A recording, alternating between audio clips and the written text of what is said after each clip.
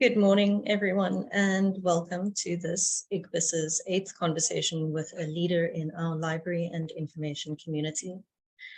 During the past year or so, we have had the opportunity to hear from previous LIASA presidents as they recounted notable moments from their professional journeys and their insights into leadership and the library profession. Before I introduce our guest this morning, I must quickly cover some virtual housekeeping notes. This session will be recorded and uploaded to the LIASA News YouTube channel, so you can rewatch and share with friends and colleagues. The link will be emailed to attendees following the event. Please keep your microphone muted during the speaker's presentation. Rather, use the chat box if you wish to make a comment. During the questions and answers session, moderated by IGBIS Chair Fatima Daris, we very much welcome comments and questions, which you can do by raising your hand to speak or by text in the chat box. Ingrid Henrici, our IGBIS secretary, will close the session, at which point there will be a group photo if you wish to participate. During the presentation, I will also be posting a link in the chat to a feedback form. We really appreciate hearing from attendees about their experiences and expectations for future events. This morning, I have the great pleasure of introducing Ms. Nikki Crowster. Ms. Crowster is the immediate past president of LIASA, holding the office from 2018 to 2021, and has functioned within the LIASA executive in various portfolios since 2014. She is currently Director of Information Systems and Services at University of Cape Town Libraries. Nikki has had her leadership mettle tested and proven, most recently during her LIASA presidency, when the world was overcome with the effects and repercussions of COVID-19, and in early 2021 during the disaster management and recovery process following the fire at UCT's Jagger Library. It is happily fortuitous that we welcome Ms. Crowster to this event in May, as it marks 40 years for Nikki in the library and information profession. Nikki, the virtual floor is yours.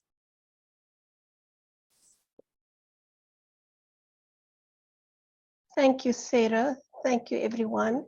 Good morning, everyone. I'm going to load my presentation. Bear with me for a short while.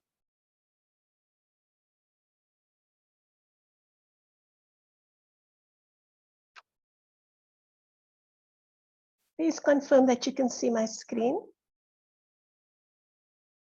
We can see your screen, Yes. Nikki. Thank you very much. Good morning, everyone.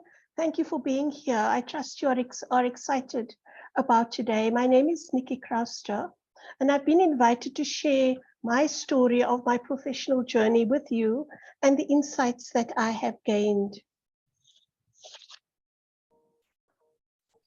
I am particularly proud of the 2023 SA Library Week poster, which has the theme Libraries Telling, which has the SA Library Week theme, Libraries Telling Powerful Stories. Digital storytelling is in my toolkit, and with the advent of COVID, the opportunity to tell stories and exchange our experiences in an online environment or in a closeted environment is strengthened. So I show this poster often, and I encourage people to tell stories often. In the beginning, and reading. I was a reader before I could remember. One of my earliest memories was being summoned to a class. I was in standard 1 or standard 2, perhaps. That would be grade 3 or grade 4 currently, not knowing what was going on and being directed to narrate a school play. Till today, I do not know the circumstances that got me to this point, but I must presume that my ability to read at that age and to enunciate clearly were determinants. I could read because we had bookshelves of books at home, and both my parents were readers. I read a few of the Catherine Cooksons that my mother loved so much, but I inhaled her Mills and Boon series. They were certainly not as racy as I'm led to believe one finds today. My father's Llewellyn Moore Western series were my other favorites, but truth be told, I read anything that was available. My auntie favored comic books, and so Beano, Dandy, Archie, Richie Rich, Casper were all well known in our extended family. I read across genres, soaking up fairy tales, mythology, certainly out of bounds for my age. At that time, libraries were not only separated along racial lines, but there were age delineations as well.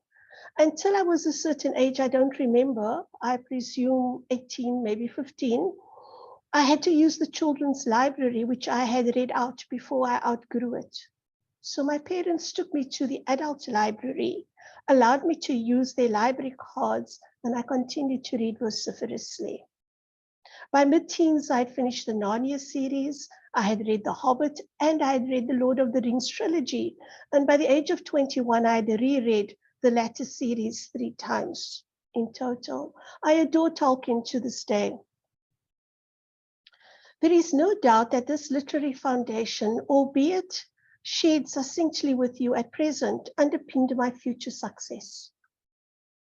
The now defunct South African Book Development Council, the SABDC, which I worked with closely, ultimately holding the position of chair of the council in my own right, produced meaningful research that showed the importance of reading in early childhood development, of having books in the home, a minimum of 15 to 18, and the significance of a reading culture in a home, amplified by parents reading to children. These known facts make the present the latest Progress International Reading and Literacy Study, the PIRLS report, confirming that South Africa's average PIRLS score dropped by 32 points from 2016 to 2021, which means that 8 out of 10 readers, 8 out of 10 to previously standard 4, I beg your pardon, grade 4 learners cannot read for meaning. I refuse to believe that my experience as a grade 3 or grade 4 narrator was a fluke or an extraordinary circumstance. We should have a plethora of young people to choose from. We should not score 288 points when the international standard is a minimum of 500. So no matter whether books are expensive, there are many ways to obtain books legally. We need to put our efforts into getting books into the hands, into the ears, and into the mouth of children. I urge you to read in your home, read at work, read to children, read to babies in the womb. We change our society by changing ourselves through persisting by what is right.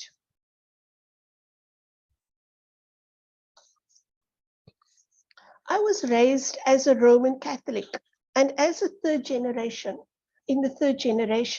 I was immersed in related practices, one of which was attending single-sex schools. Although my mother regaled us with the hijinks of the girls-only school, it didn't grab me, and I was most distressed at the time of application for high school to find in my father's wardrobe application forms to the same school. I was a bit of a tomboy at this time, so the situation did not sit well with me, and I let my parents know about this.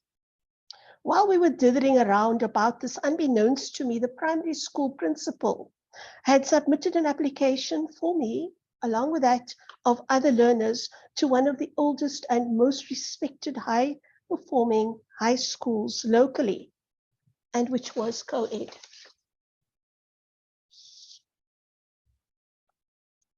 It was the 1970s, the late 1970s, and the rallying cry of the 1980s, rejecting gutter education, sounded. It was one of the worst decades of apartheid. The June 1976 riots had been quelled, but the tensions of civil disobedience simmered greatly and boiled over in the mid-1980s, by which time I was at university. The Pink Floyd song, Another Brick in the Wall, was a rallying cry. And while I have a YouTube clip, I have decided that I'm not brave enough to try and play that in this particular presentation. But I will be brave enough to sing off key the rallying cry, and some of you will remember, it went something like this. All in all, you're just another brick in the wall. Hey, teachers, leave them kids alone. Do not hold that against me. Time does not allow me to sing the praises of teachers, but allow me to share a few experiences.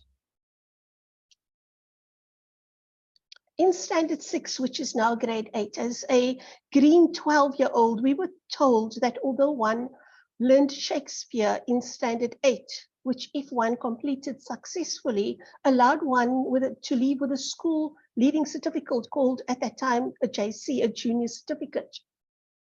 But the teachers assured us that we would not wait for that time, but we would start in Standard 6.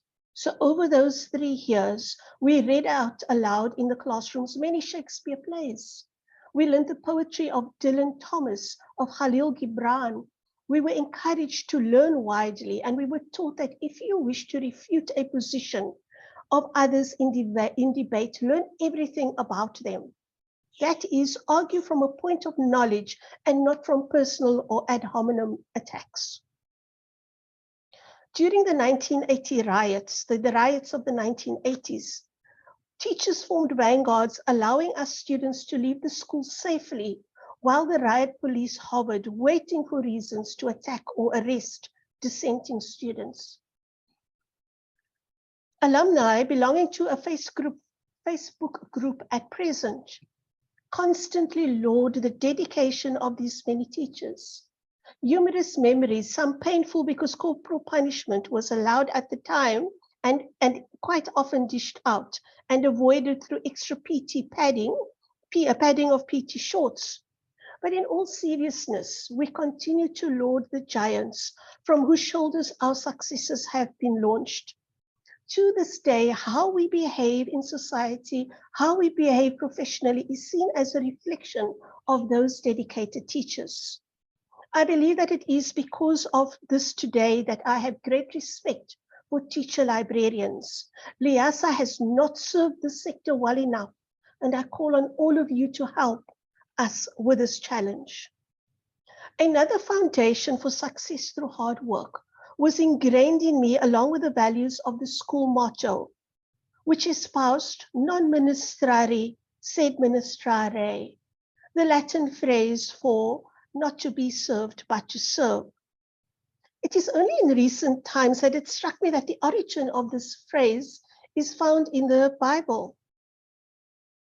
The book of Mark, chapter 10, verse 45.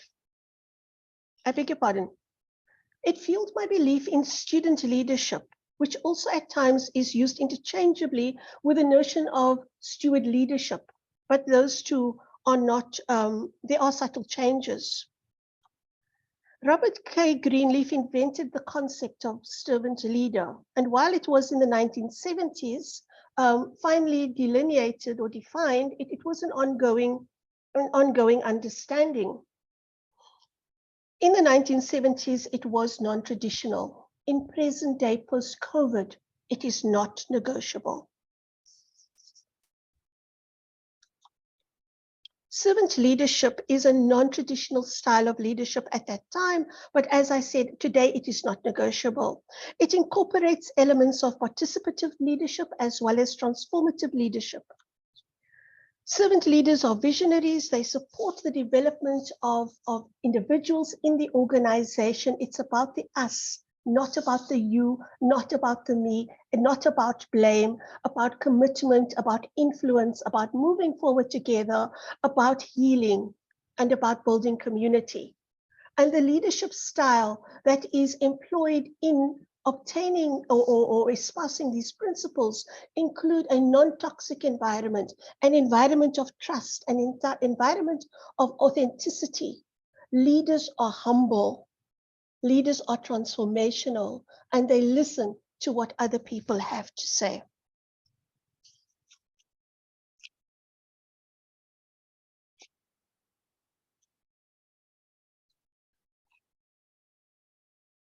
Before I move on to the next phase of my life, I would like to observe that authenticity is central to servant leadership, and that servant leaders work hard to build strong, authentic relationships with those that they serve.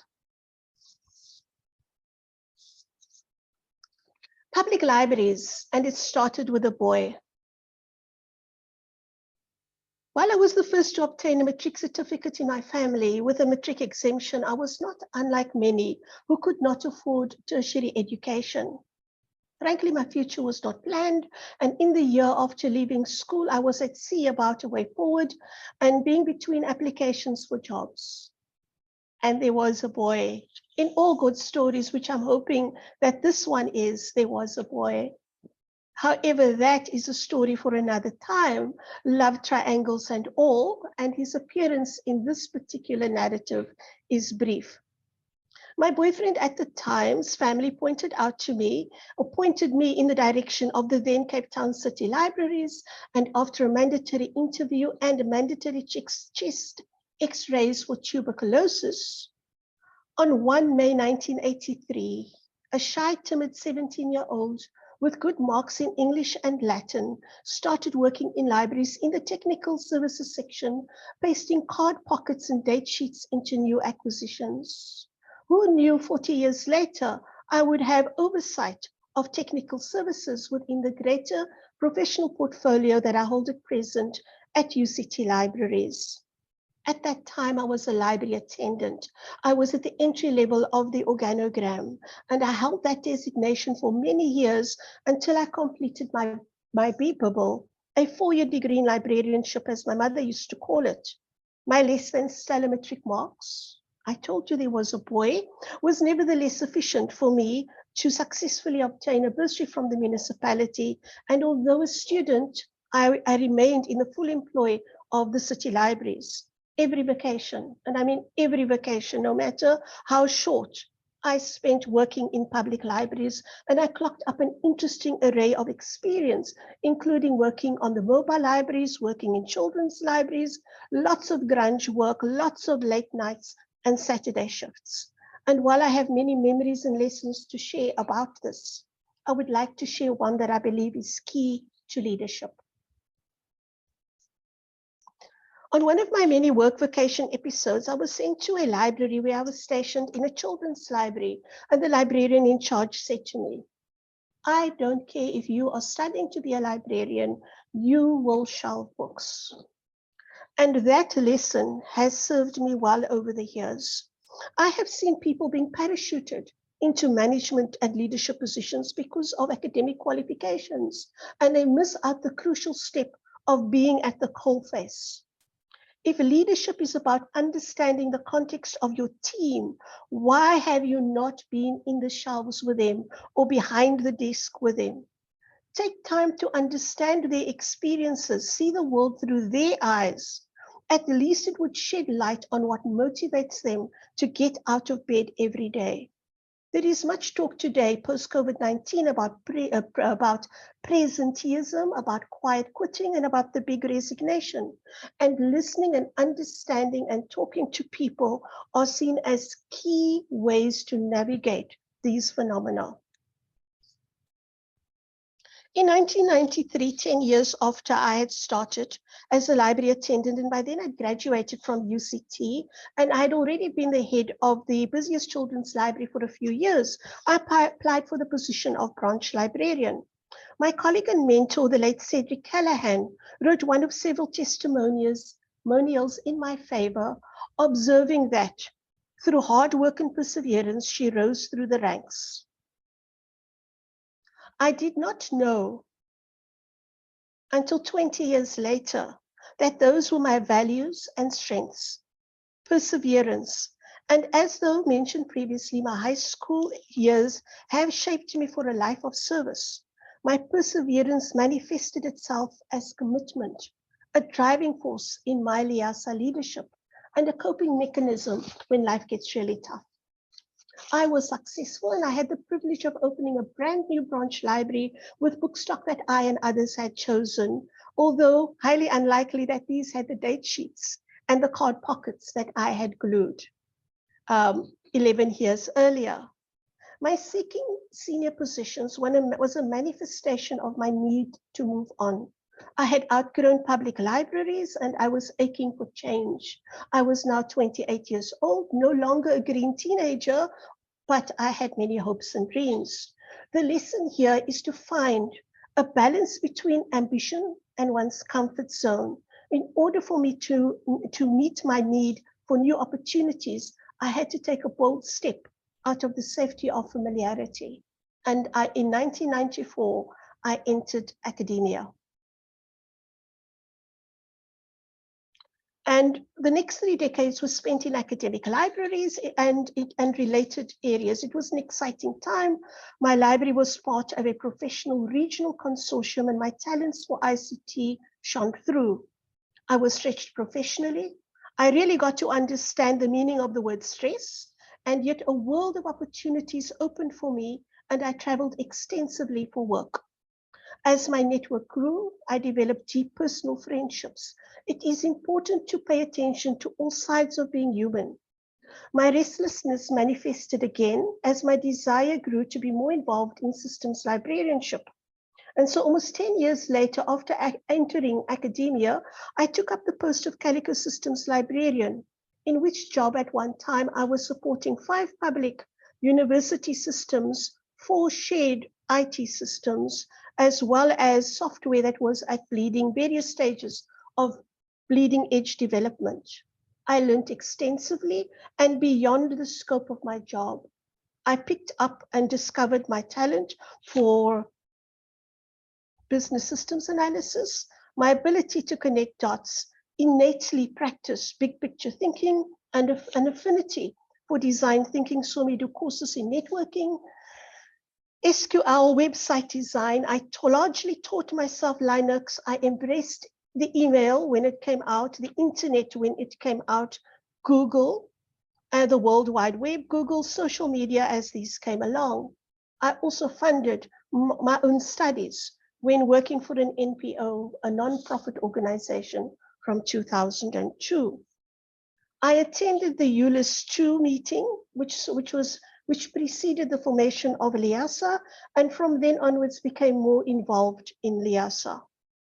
I was driven to join LIASA by my dissatisfaction at the seeming lack of action from parts of LIASA. So I got involved at a branch level, and I remained in the executive for a good few years. Along the way, I obtained an MBibble degree and certification in business systems analysis and business writing, among others. To stay relevant, you must continuously hone your skills. Some people do it differently, but the principle remains the same. Never stop learning, never stop being curious, and never stop asking questions.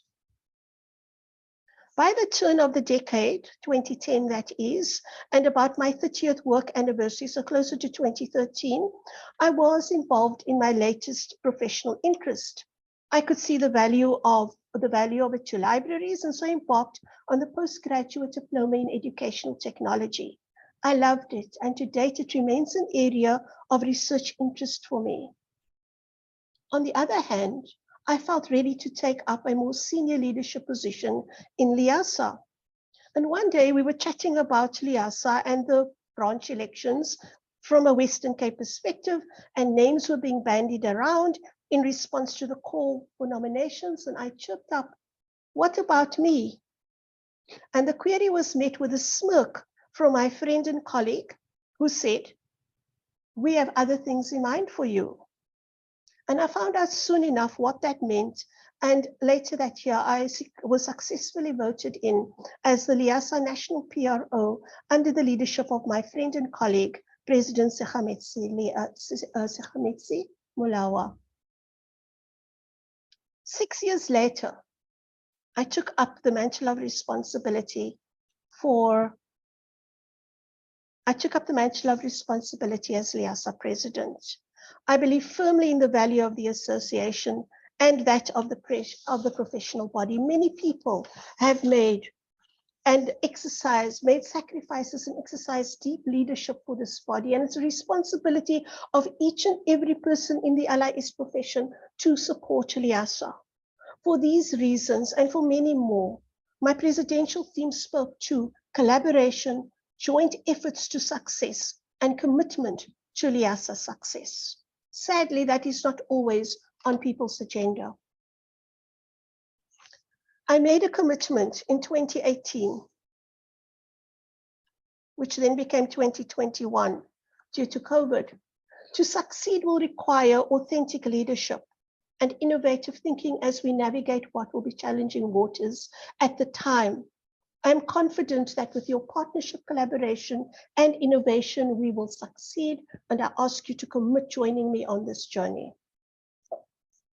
If you agree, may I request that make visible this agreement with the use of the hashtag #ICommit. And I will ask the same of all of you, the audience, today. Let me return during my term as president. One global disaster, the COVID-19 pandemic, lockdown in the country, and in my professional arena, the Jagger Library burnt down. Two significant events that did not allow us to fulfill the plans that we had in progress. It is attributed to St. Augustine, the saying, man proposes, God disposes. So further to planning, which is important, one needs the attributes and the attitudes of resilience and persistence. Get up each time you fail.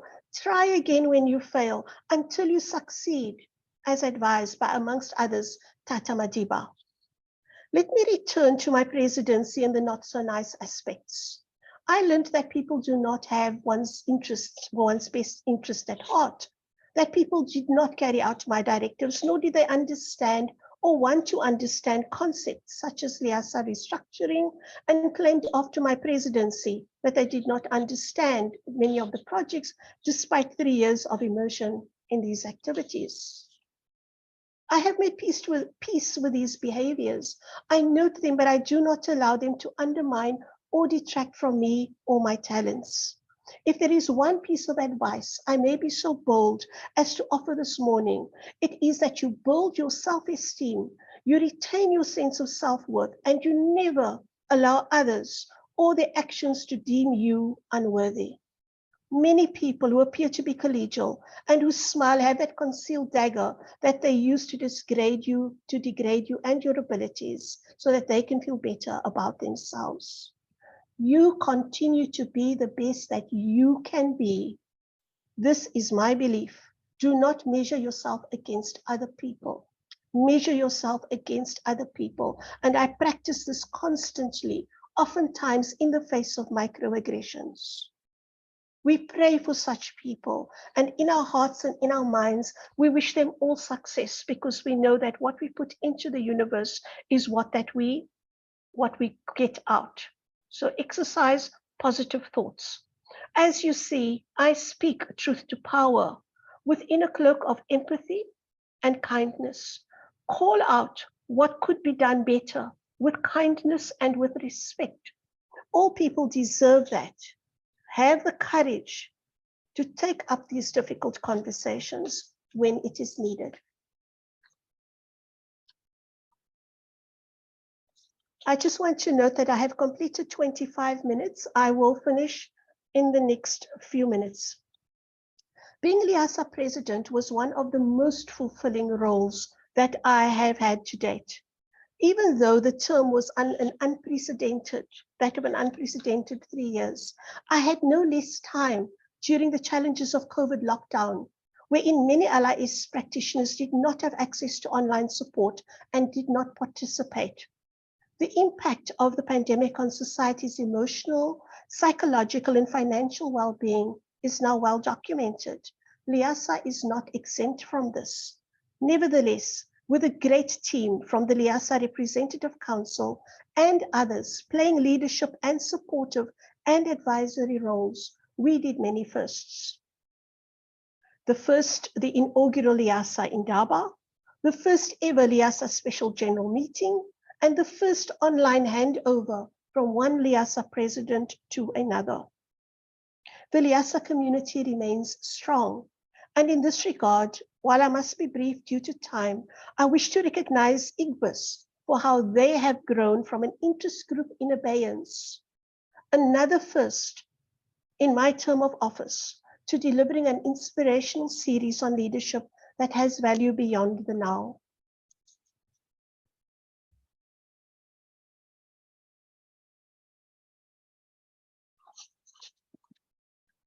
I wish to touch very briefly on the 2021 Jagger fire as it is well documented.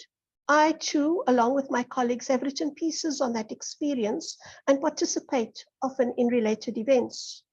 On the evening of Sunday, April 18, 2021, while watching this beautiful, precious building and its library burn, I pushed through the sense of despair and turned to a decision maker alongside me and said, dealing with this is a multi-level complex project which deserves the best.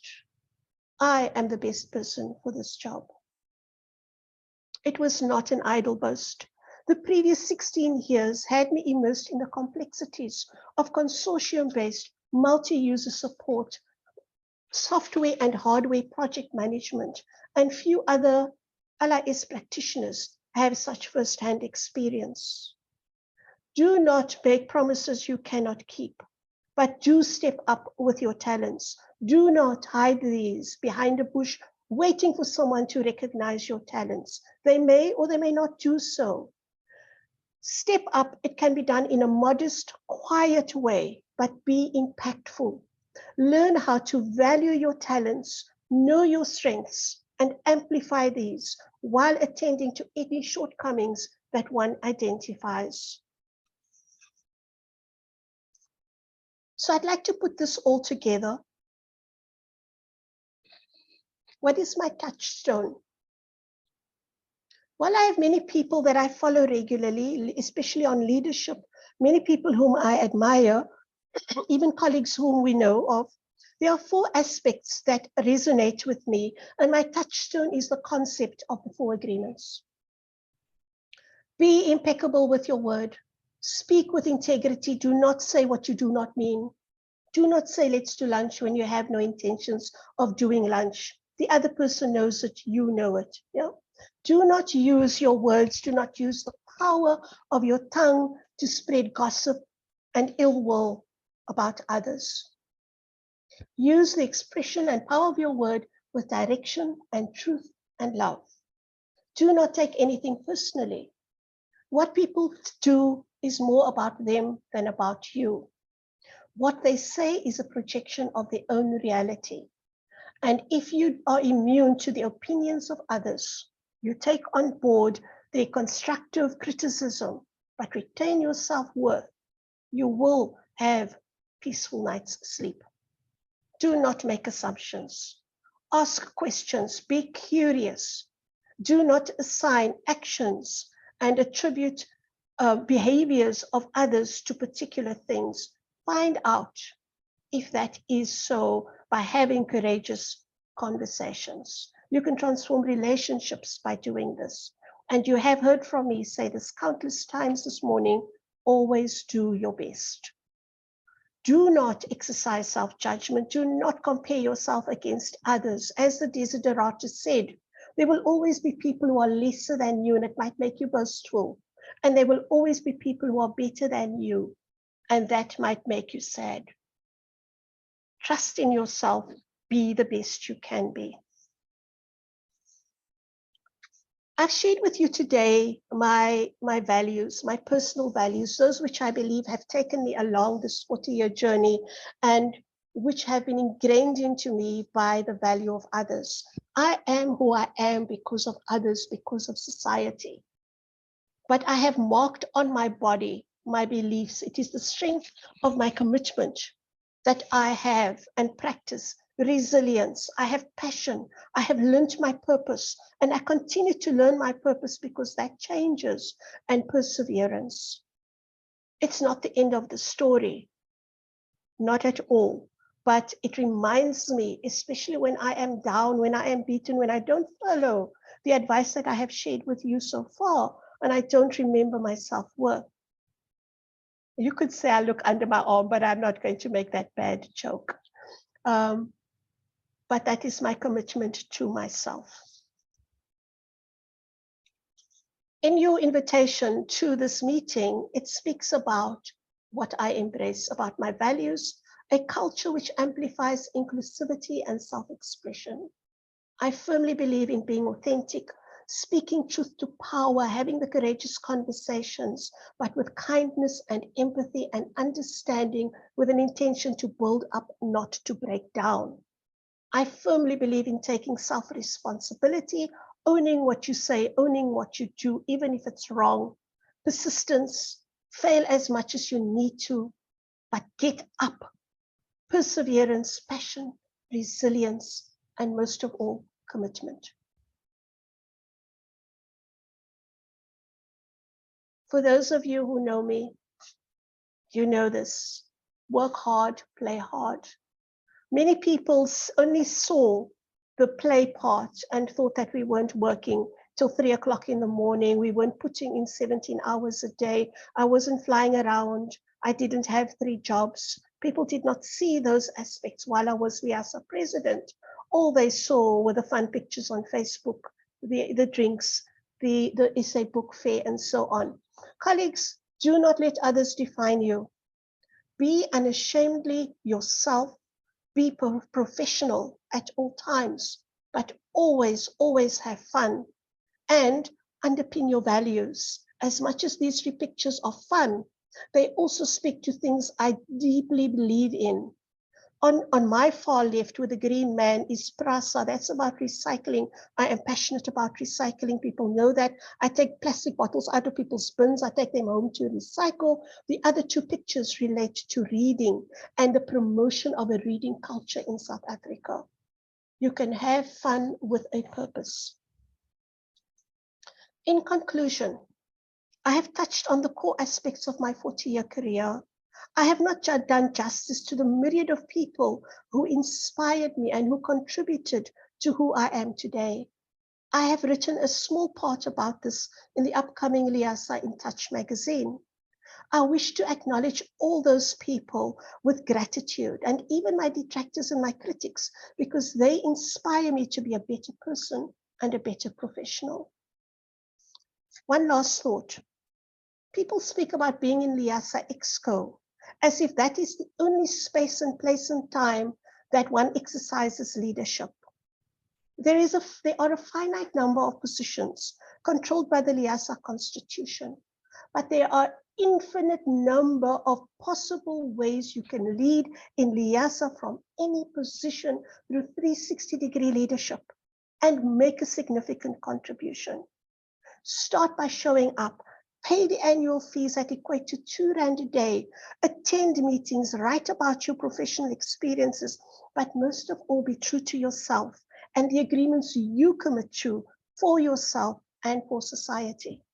I salute you. I believe in you. Thank you to everyone who has joined this event and to Inkbus for the honor of inviting me. I shared with you today an imperfect person who is driven by commitment to a greater cause. I look forward to hearing your story. Now, I would like to invite all of you to put your cameras on and to reaffirm your commitment to yourself and to LIASA. Please participate by showing the finger hashtag and saying, I commit.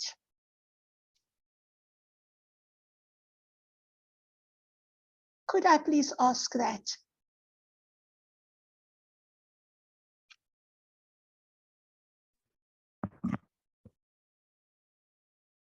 Thank you. Hello, Sekhamitsi. Hello, everyone. Thank you very much. Thank you to Igbus and to everyone for your time and your attention.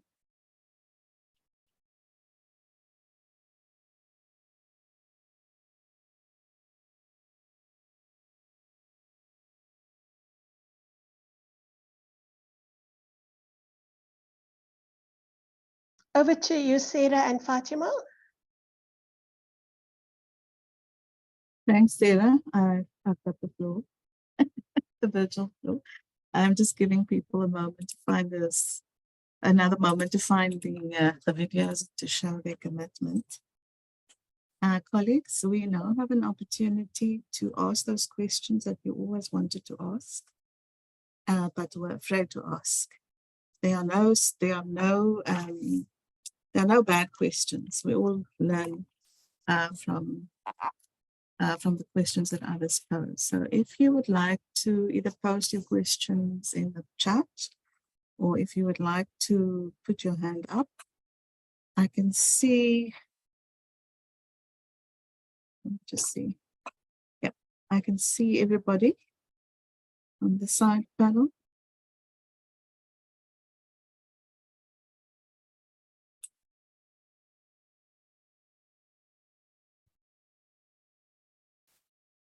I'm not sure that this went down that well. I think that people are still processing. I'm teasing, of course. It's quite a lot to pack into a conversation of not even a full hour. So I think one needs to go through your own Fatima, thoughts. I I'm think using your Sehametsi. phone. I'm using your phone. Hello? Yes, I'm Sehametsi, we can using, hear you. Go ahead. yeah, I was struggling to log on my laptop. I don't know if it's a network or what. So I'm looking on the phone. So I don't even see where I raise my hand. That's why I'm just talking. No, Thank go you so ahead, much. please. Thank you so much. And to my successor, Nikki, for Liesa presidency. You know, it touches my heart when you are talking from the heart about the leadership in Liesa. There are times where when you are serving there, it's like you are 100% appointed by Liesa. When you have a full-time job like all other colleagues.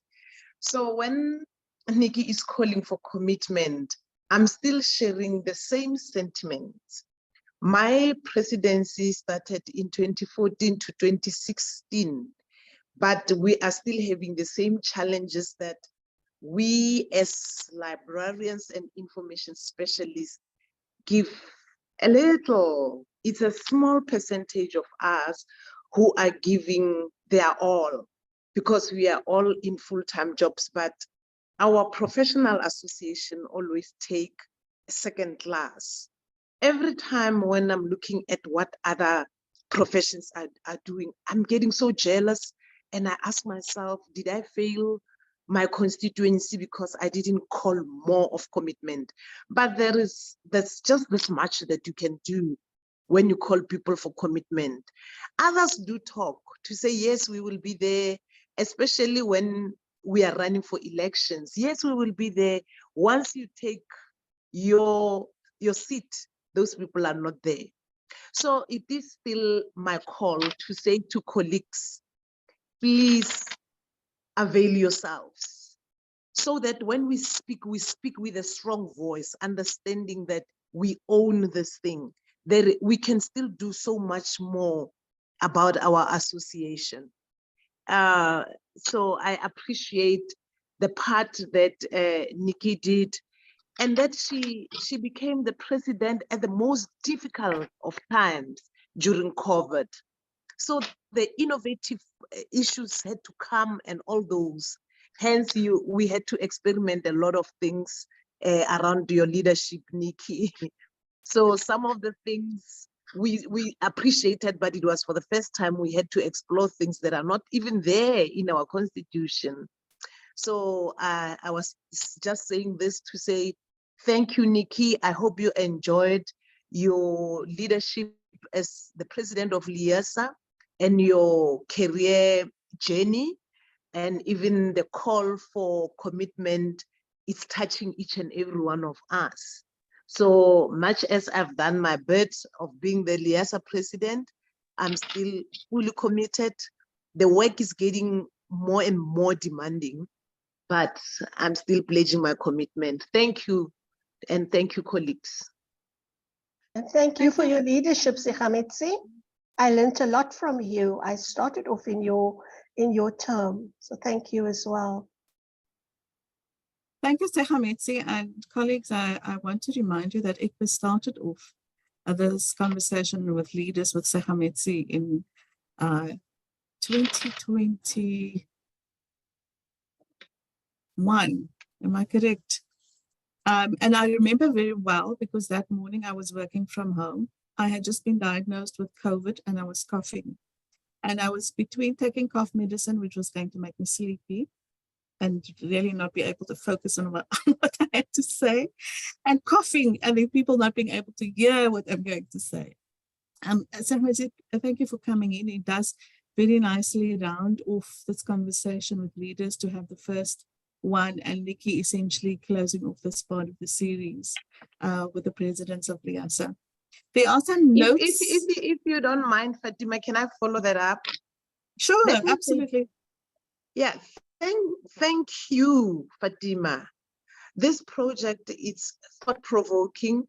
And in fact, every time I'm asking myself how much knowledge we lose if we don't have initiatives like this. You know, the first time you approached me and I said, certainly, I don't have time to put all this together, but you challenged me to bring everything. I could not believe the amount of information I'm having here. It's nowhere, I'm not writing it, I'm not sharing it with people, but you created this platform that we should share. So I think we will do much more, but this is a groundbreaking project that challenges all of us professionals. Thank you so much, Fatima. Keep it up.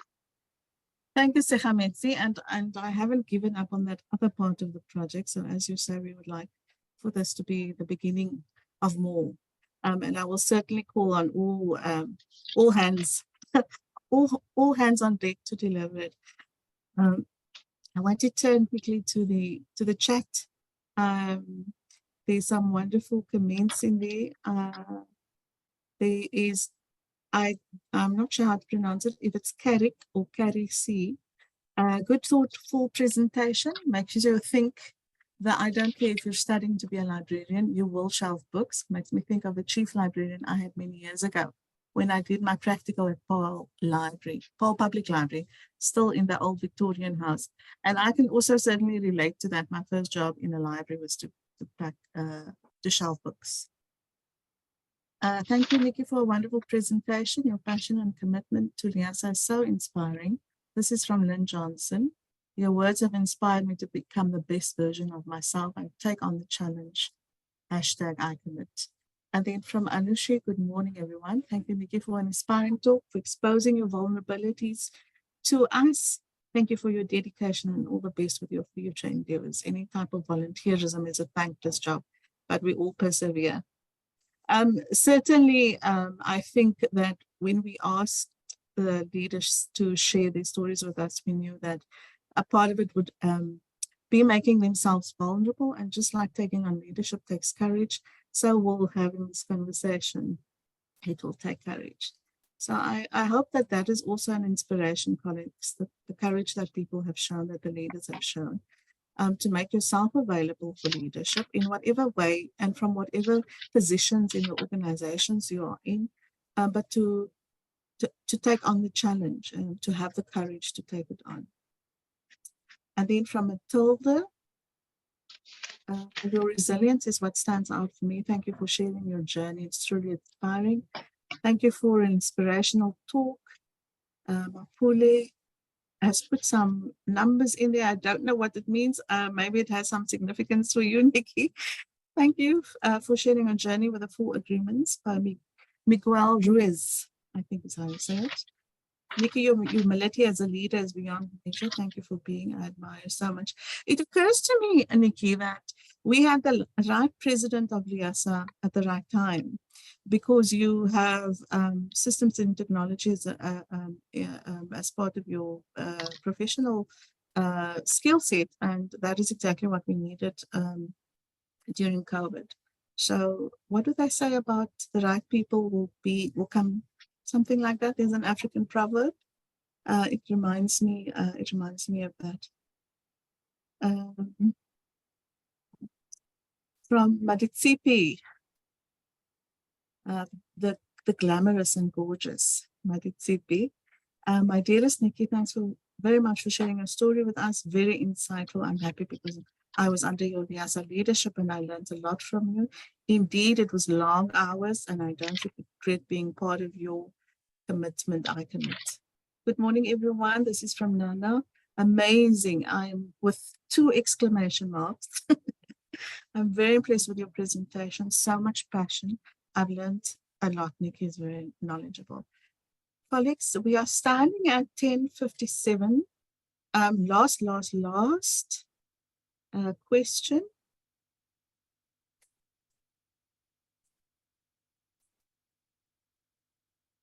If not, then I will hand over to Ingrid.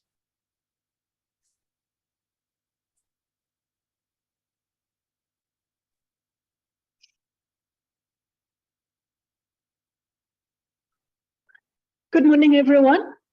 What an inspirational talk indeed. And it all starts with the reader. And I think that's a lot, well, not all of us, but a lot of us have got a background of being passionate about reading and enjoying pastime. If only we could do it at work like some people think we do. So I just want to thank Nikki for this beautiful talk that she's given us with all the important points to consider about leadership and being a servant leader, and of course, continuous learning, which is also part of what we're trying to do here, is to teach or to learn from each other. And I want you all now to put on your cameras and we take a group photograph as part of our tradition that we have started here. So please switch on your cameras. Apalele, could you please assist with taking the group photograph?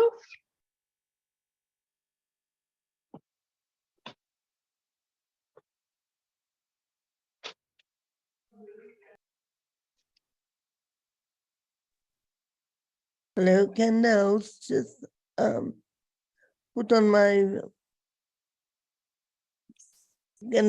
please put on my camera for me. Denise, I'll see if I can assist you. I'm sorry, please hold. I'm going to try to take a picture. Apalele has unfortunately been kicked out. The internet is very bad. Okay. Okay. Can anybody assist Berenice with the camera? Because I don't seem to be able to. Berenice, you might have to do it from your side. Okay, I think you'll have to do it from your side, Berenice. Okay. People say. Smile, The everyone. second screen, everybody is off cameras. The smiles are gone. Smile. What's the word? I commit. Is it I commit? Ikbis with leaders. Okay. Maybe remember the second screen and the third screen. I commit. I don't see people's faces. Like everyone has blank screen. Yeah. Okay. Okay. Some colleagues may choose not to have their picture taken. That's okay. If you need another moment to find your camera, we can do another round of pictures. So here we go again. I commit. I commit. Ikbis with leaders. Ikbis with leaders. Thank you, colleagues. Thank you very much, colleagues. Thank you so much. Thank you, everyone. Thank you. Thank you, And have a Fatima. good day.